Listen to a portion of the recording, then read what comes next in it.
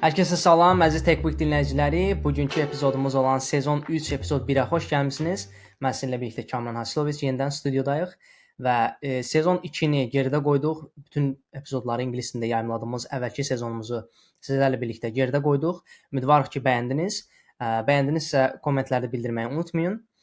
Bugünkü yeni sezonumuz yeni öz dilimizdə olacaq və yeni bölümümüzün adı AI Bubble partlayacaqmı adlı bir mövzudur. Bu mövzunu biz sizinlə əvvəlki epizodlarda müəyyən qədər toxunduğumuz bəzi bölmələr olmuşdu, amma bu yeni bir tamamilə yeni bir baxış bucağı olacaq. Süni intellektin bugünkü dünyamızın iqtisadiyyatına necə sirayət etdiyini və bu iqtisadiyyatda öz rolunu necə doğruldacağı ilə bağlı olacaq. Və gəlin istəyirsinizsə bu mövzuya birbaşa giriş edək. Mövzumuzun alt başlıqları var, yenidən olduğu kimi, hər zaman olduğu kimi. Və bu mövzu biz həmçinin iqtisadiyyat ilə bağlı bəzi belə deyək teoremlərə, bəzi nəzəriyyələrə göz yetirəcəyik tez bir formada. Ümumiyyətlə bubble dediyimiz bu şey necə başlayır, necə yaranır və xüsusən hansı sənayelərdə yaranır? Bubble dediyimiz bu situasiya və hal-hazırki mövcud süni intellekt bazarında ki vəziyyət, bunu analiz edəcəyik sizinlə birlikdə.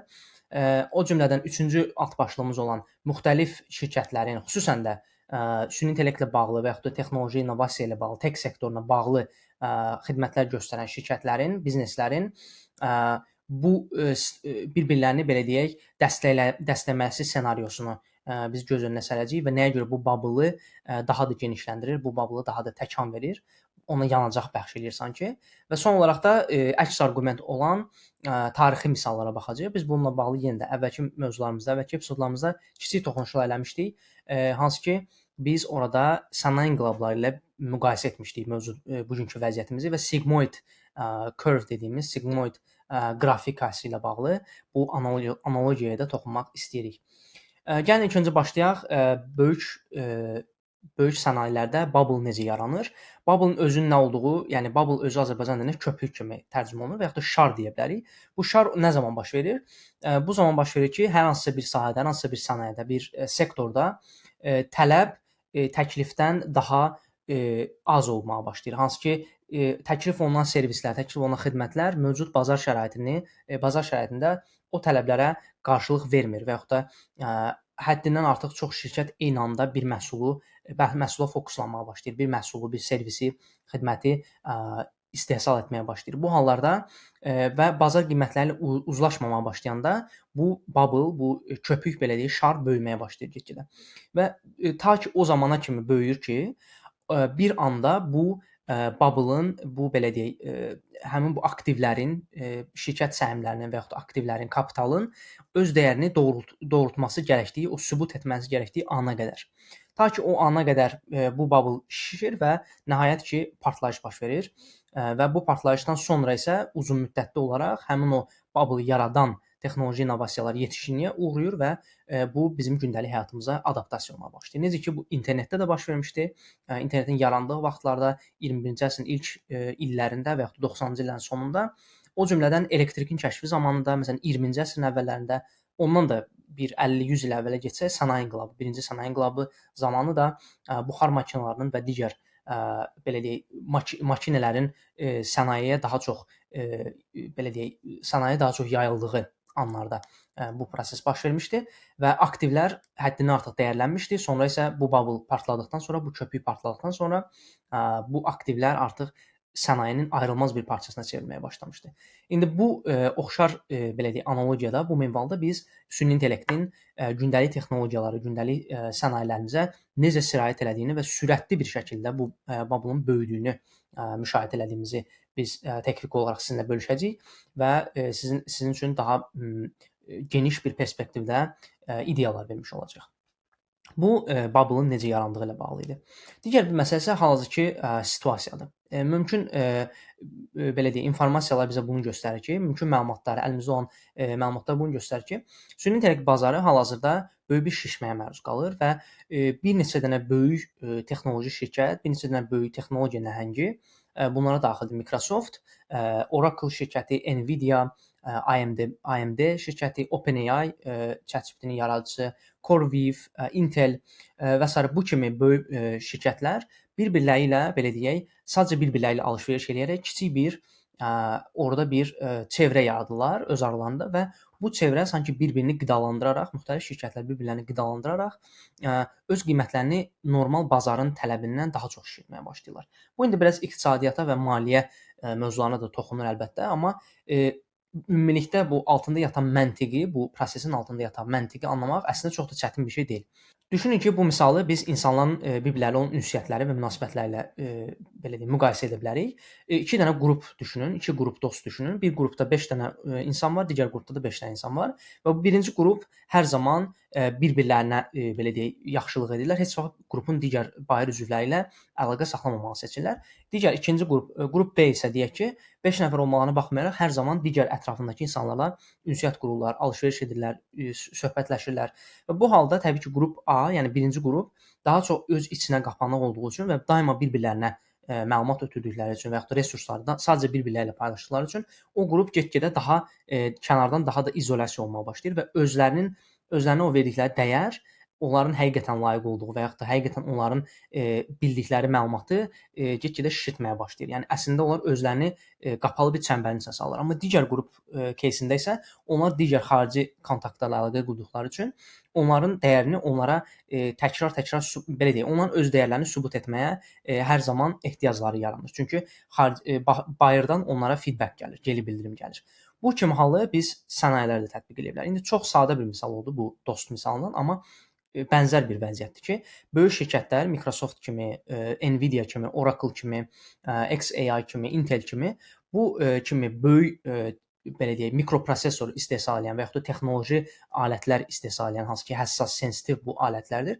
Bunları istehsal edən şirkətlər süni intellektlərin xidmətlərini təklif edən bizneslərə və şirkətlərə böyük miqdarda bu texnologiyanı satırlar. Və bu hardware belə deyək, bu təminat onlara satıldıqdan sonra onlar öz kompüterlərinə bunu daxil edirlər və daha güclü prosessorlar, daha güclü modellər, daha güclü məhsullar, daha keyfiyyətli məhsullar ortaya çıxarırlar. Yəni ən azından biznes modeli budur. Bizə bunu deyirlər. Amma ortalıqda olan budur ki, biz hələ ki bu süni intellektin işləmə prinsipi olsun, bu modellərin keyfiyyəti olsun, bu özü bir yeni bir texnologiya olduğu üçün, yəni vur tut son 3-4 ildə bizim həyatımıza belə daxil olmağa başlayır. Hələ ki bu texnologiyanın özünü sübut etmə, özünü təsdiqləmə kimi bir şansı yaranmayıbdı. Yəni qarşıda hələ bizi növbəti 10 il bəzi belə deyək, təxminlər 5 il deyir, bəzi təxminlər hətta 20 illə kimi uzadır bunu. Növbəti 10 il deyək ki, ümumi bizim zamanımız var bu texnologiyanın özünü sübut etməsi üçün. Və bu texnologiya hələ özünü sübut etmədiyi üçün, təsdiqləmədiyi üçün özünü real həyatda və yaxud da bizneslərin, iş yerlərinin, insanların həyatının effektivliyinin, produktivliyinin, məhsuldarlığının artırılması ilə bağlı bir çox tərəfdən hələ ki özünü sübut etmədiyi üçün net bir şəkildə bu böyük dəyərləndirmələr, hansı ki şirkətlərin trilyonlarla dollar dəyərə çatması və yaxud da maliyyə bazarlarını belə alt-üst eləməsi, balansları pozması biraz şok edicidir. Və investorlar bunu nəzərə alaraq ona görə ehtiyat etməyə başlayırlar və artıq bu AI bubble, AI köpüyü, süni intellekt köpüyü, şarı hər nə cür tərcümə ediriksə, fərqi yoxdur. Bu artıq müzakirəyə səbəb olur investorlar arasında, yatırımcılar arasında, şirkət sahibləri və yaxud da policy makerlar, yəni siyasət quranlar arasında bu mövzular müzakirə olunur. Və açıq-aydındır ki, məsələn, bu keçən həftə ərzində Dünya Beynəlxalq Bankı və İngiltərənin Mərkəzi Bankı da o cümlədən bu AI bubble sözünü artıq ilk dəfə işlətməyə başladılar və Beynəlxalq Bankın araşdırmaları da göstərir ki, hələ ki bizim qarşıda süni intellektin belə deyək, həll etməyə gücü çatmayacağı böyük problemlər var qarşımızda. Bunlar məsələn iqlim dəyişikliyinin həll yollarının təklif olunması, insanların sağlamlığı ilə bağlı, məsələn tibb sisteminin daha yaxşı hala gətirilməsi və yaxud da dünyanın daha kasıb, daha gəlir bərabərsizliyindən əziyyət çəkən regionlarına əlçatımlığın, baza təminatın yaradılması, oraya suyun və yaxud da səhiyyə xidmətlərinin və yaxud da təhsil xidmətlərinin çatdırılması, hələ yəni bu qədər problem dururkən bizim bu qədər gələcəyə qaçmağımız, bu qədər futuristik söhbətlər etməyimizin o qədər də böyük bir gerçəkliyə dayanan bir əsaslandırılması yoxdur. Və bir çox hallarda bu kimi mövzular o cümlədən dünyada qeyri-bərabərsizliyin də bu AI, süni intellekt füryası ilə, belə deyək, süni intellekt çılğınlığı ilə birləşdirilir adətən bu iki mövzu. Çünki süni intellektin gətirdiyi bu faydalar adətən daha çox varlı təbəqənin belə deyək, irəli keçməsinə sanki səbəb olur. Çünki aşağı sosio-ekonomik durumda olan, sosio-iqtisadi vəziyyəti aşağı olan kəsimlər dünyanın bu regionlarında insanlar o qədər də bunun böyük faydalarını görə bilmirlər. Və belə bir iddia irəli sürülür ki, bu kimi xidmətlər daha çox məsələn portfolioların imkanlı belə deyək, təbəqənin portfoliolarının daha inkişaf etdirilməsi üçün, onlara maliyyə məsləhətləri verilməsi üçün istifadə olunduğu yönündə bir fikirlər var. Amma dediyimiz kimi görəcəyik ki, bunun use case-ləri nə olacaq? Bunun istifadə belə deyək, sahələri nə olacaq? Uzun sözün qısası bu AI bubble dediyimiz belə deyək, AI bubble-ın partlayıb partlamayacağı ilə bağlı bizim ortaya qoyduğumuz fikirlər əsasən bu bir neçə şirkətin konsolidasiya eləməsi ilə bağlıdır. Bir neçə şirkətin gündəlik mövcud problemləri nəzərə almadan həddindən artıq böyük addımlar atmağı və bu böyük addımların arxasında dayanan bir gəlir modelinin, böyük bir belə deyək, sübut olmuş texnologiya olmadan, bir gəlir modeli olmadan, hətta gəlir investisiyaların qarşılığı olaraq o gəliri illik tələb olunan o gəlir miqdarını, mənfəəti sübut etmədən bu böyük addımların atılmasıdır və öncəliklə investorların və yaxud da böyük bankların, dünyadakı qurumların bu şirkətlərə tövsiyə etdiyi budur ki, ilk öncə bu problemləri, bu struktural problemləri, bu belə deyək, önəmli problemləri həll edərək öncədən həll etmək lazımdır və sonra bu addımları atmaq lazımdır. Deyilən budur əsasən. Ümumiyyətlə situasiya budur. Yəni süni intellekt bazarındakı bu vəziyyət bir neçə şirkətin bir-birlərinə belə deyək, xidmət göstərmələri və biri digərindən məsələn mikroprosesor alması və digərinə eyni şirkətə müqabilində xidmət göstərməsi və 100 milyardlarla dollar bir-birlərinə investisiya yatırmaları. Yəni bu situasiya sanki bu bubble daha da içinə hava doldurur, o isti havanı dolduraraq onu şişirdir. Və sonuçda nə baş verəcək, nəticə olaraq nə baş verəcək, hələ ki bu bilmirik. Onsuz da bir çox investorların dediyi də budur ki, heç vaxt bubble-ı bu belə deyək, bu sənayedə bu şarın böyüyərək partlaması anını heç bir zaman bilmək olmur. Sadəcə bu bubble-ın digər bubble-lardan fərqi odur ki, artıq dünyanın iqtisadiyyatının böyük bir hissəsi, hətta dünya iqtisadiyyatında ABŞ iqtisadiyyatı deyək də, ən əsasən ABŞ iqtisadiyyatının önəmli bir hissəsi, önəmli bir faizi bu bubble-a dayanmış bir şəkildədir. Çünki böyük şirkətlərin bu top 7 texnoloji şirkətin yatırımları ABŞ iqtisadiyyatının artıq görülməmiş dərəcədə önəmli bir hissəsini təşkil edir. Əvvəl bu qədər böyük bir hissəsini təşkil etmirdi. Artıq normal şirkətlər o qədər də sürətlə böyüyə bilmir. Amma bu top 7 şirkət daha da belə deyək, realistik olmadıq bir şəkildə böyüyürlər və bu da istər-istəməz o riski daha da artırır. Çünki əgər bir neçə dənə şirkət bu böyük proyektdə uğursuz ola bilərlərsə, yəni bir ehtimal olaraq uğursuz olarlarsa, artıq bu əvvəl olmadığı qədər 20 il əvvələ müqayisədə iqtisadiyyata olmadığı qədər mənfi zərər vura bilər. Yəni bu biraz riski daha da artırmış olur. Ümumiyyətlə vəziyyət budur və digər şirkətlərin adını da məsələn çəkə bilərik. Burada biz Mistral-ı, Figur AI-ı, X AI-ı, məsələn Harvard AI, Ambiance Solutions, məsələn bu kimi bəzi hətta səhiyyə xidmətləri göstərən şirkətlər də bu belə deyək, süni intellekt çöplüyünün, süni intellekt bubble-ının içindədirlər və onlar da təbii ki mənfəət axtarışındadılar, daha yaxşı xidmət göstərmək axtarışındadılar. Amma dediyimiz kimi artıq görürsüz ki, bu öz içinə daha çox sahəni çəkir, daha çox sektoru çəkir və bu da riski dolayısıyla da artırır.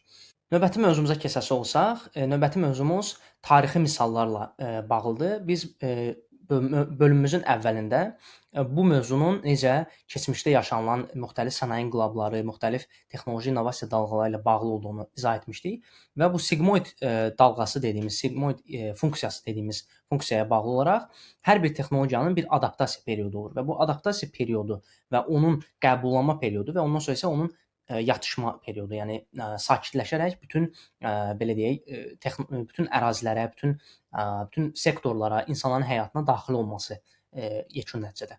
Yəni bunu öngörən bir qrafikadır bu sigmoid dalğası və bu hal-hazırki bugünkü AI süni intellekt belə deyək, çılğınlığı, süni intellekt investisiyasının bu qədər nəhəng bir hala gəlməsi bunu göstərir ki, biz bu sigmoid dalğasında ortalarda bir yerdəyik. Bəlkə də axıra yaxınlaşırıq.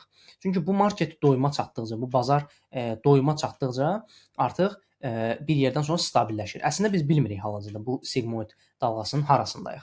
Amma belə ümumi yanaşanda görmək olur ki, bu tendensiya get-gedə yavaşlayır və get-gedə bu investisiyaların həqiqətən də bir dəyər verib vermədiyi artıq sual olmağa başlayır. Hətta ən böyük investorlar tərəfindən belə. Hətta bəzi şirkətlərin CEO-ları tərəfindən, məsələn, Sam Altman özü OpenAI-ın bu süni intellekt şarının, AI bubble-ının real olduğunu və bu təhlükələrin, bu risklərin gözə alındığını vurğulamışdı.